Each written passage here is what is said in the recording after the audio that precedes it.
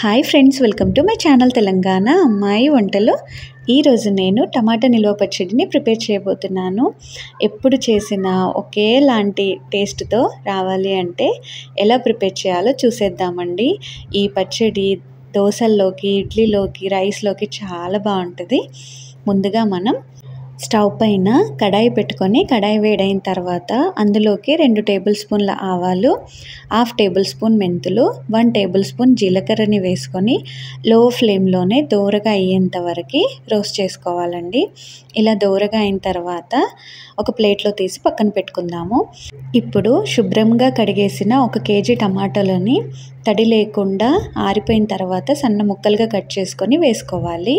అందులోకే 1 cup నిండుగా చింతపండు అండి, శుభ్రంగా క్లీన్ చేసుకొని చిన్న చిన్న నలకలు అవి ఉంటాయి కదండి, అవేమీ లేకుండా శుభ్రంగా తీసుకొని వేసుకోవాలి. అంటే ఒక 100 గ్రామ్స్ వరకు చింతపండును వేసుకోవాలి. వేసుకున్న తర్వాత 1 టేబుల్ స్పూన్ ఉప్పును వేసుకోవాలి. ఉప్పు వేసుకుంటే మనకి త్వరగా ఉడికిపోతాయి టమాటోలు కాబట్టి వేస్తున్నాను. అందులోకి 1 టీ స్పూన్ పసుపు, ఒక 10 నుంచి 15 వరకు వెల్లుల్లిపాయలు వేసుకొని సన్నగా కట్ చేసుకొని వేసుకోవాలండి. వెల్లుల్లిపాయలు 2 టేబుల్ స్పూన్ల ఆయిల్ని వేసుకొని ఓసారి అంతా కలిపేసి స్టవ్ని మీడియం ఫ్లేమ్లో ఉంచుకొని టమాటోలు, ఈ చింతపండు మెత్తగా గుజ్జులాగా అవుతుంది, అప్పటి వరకు ఉడికించుకోవాలండి. స్టవ్ని లో ఫ్లేమ్ టు మీడియం ఫ్లేమ్కి అడ్జస్ట్ చేసుకుంటూ ఉడికించుకోవాలి. ఈ పౌడర్ని తయారు చేసుకొని పక్కన పెట్టుకుందాము. ఇప్పుడు మనం మూత తీసేసి చూడండి, కాస్త మెత్తగా ఉడికిపోయాయి కదా. ఇప్పుడు ఇంకా మూత పెట్టకూడదండి. మూత పెడితే ఆవిరి నీళ్ళు దీంట్లో పడిపోతే మనకి టమాటో నిల్వ పచ్చడి తొందరగా పాడవుతుంది. కాబట్టి కాస్త మెత్తగా అయిన తర్వాత మనం మూత పెట్టకుండా ఉడికించుకోవాలి.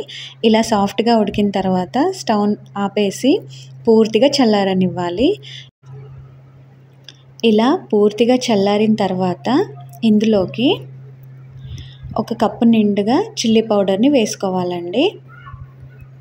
అందులోకే అదే కప్పుతోని 1/2 కప్పు ఉప్పుని వేసుకోవాలి. మనం వేయించి పెట్టుకున్న ఆవాలు, జీలకర్ర, మెంతి పౌడర్ని వేసుకోవాలి. వేసుకొని అంతా కలిసేలాగా కలుపుకోవాలండి.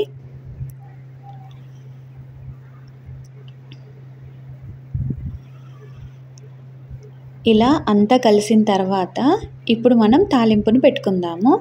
తాలింపు కోసం ముందుగా స్టవ్ పైన ఒక కడాయి పెట్టుకొని అందులోకి ఒక 200 గ్రాముల వరకు ఆయిల్ని వేసుకోవాలి. ఆయిల్లోకి 1 టేబుల్ స్పూన్ ఆవాలు, జీలకర్ర, 1 టేబుల్ స్పూన్ మినప్పప్పు, శనగపప్పు వేసుకొని ఆయిల్ మరీ వేడవద్దండి, కాస్త మీడియం హాట్గా ఉన్నప్పుడు వేసుకోవాలన్నమాట.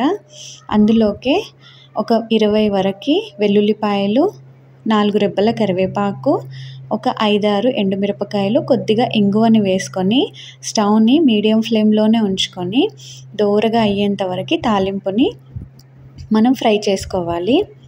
ఆయిల్ వేడిగా ఉంటే మనం వేయగానే ఆవాలు, జీలకర్ర మాడిపోతాయి కాబట్టి మరి వేడిగా ఉండొద్దండి ఆయిల్. ఇలా ఉంటేనే అన్నీ ఈవెన్గా ఫ్రై అయిపోయి మనకి కమ్మగా ఉంటుందన్నమాట తాలింపు.